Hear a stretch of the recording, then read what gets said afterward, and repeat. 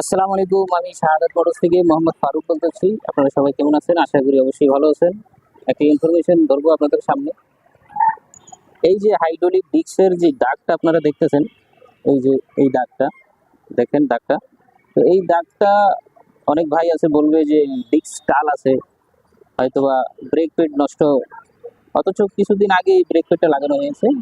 তো এই দাগের কারণটা আমি আপনাদেরকে বলবো, চাকার বেয়ারিংটা নষ্ট। বেয়ারিংটা নষ্ট হওয়ার কারণে এই দাগটা চলে আসছে, কারণ চাকাটা বেয়ারিং নষ্ট, এই জন্য বাবলিং করতেছে, যার কারণে ডিস্কের দাগটা চলে আসছে।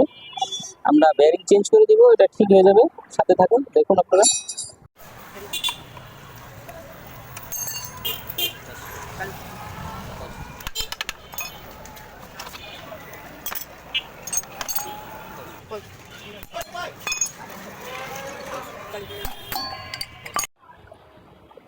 তো বন্ধুরা দেখতেছেন আমরা বেয়ারিং খুলছি, কিন্তু বেয়ারিং ঘোরার টাইমে আটকাইতেছে, এই যে আটকাইতেছে, দেখেন আটকাইতেছে, পুরোটাই ঘুরতেছে।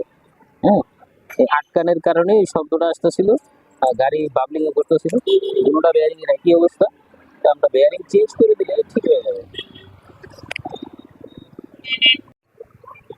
বন্ধুরা আপনারা দেখতে পারতেছেন যে নতুন একটা বেয়ারিং নিয়েছি, আপনাদেরকে বোঝানোর জন্য। যে পুরাতন বেয়ারিংটা দেখাইলাম, এখন নতুনটাও দেখাই। এই যে দেখেন ঘুরাইতেছি, মাঝখানের অংশ কিন্তু জায়গাটা জায়গায় আছে। হুম, যেহেতু এটা নতুন, এটার সমস্যা নেই। আর পুরাতনটা আপনারা খেয়াল করে দেখবেন যে মাঝখানের অংশটা সহ ঘুরতেছিল। হ্যাঁ, আপনারা দেখবেন। আপনাদেরকে বোঝানোর জন্য নতুনটাও দেখাইতেছি যে বেয়ারিং এর সমস্যা, এখন সমস্যার সমাধান হয়ে যাবে, আমরা বেয়ারিংটা লাগিয়ে দিই। বন্ধুরা আপনাদেরকে দেখাইলাম বেয়ারিং এর সমস্যা।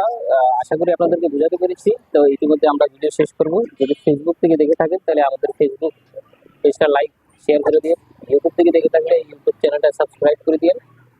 আরো ইনফরমেশন আপনাদেরকে তুলে ধরা হবে, যত ইনফরমেশন পারি আপনাদেরকে দেবো। আল্লাহ হাফিজ, আসসালামু আলাইকুম।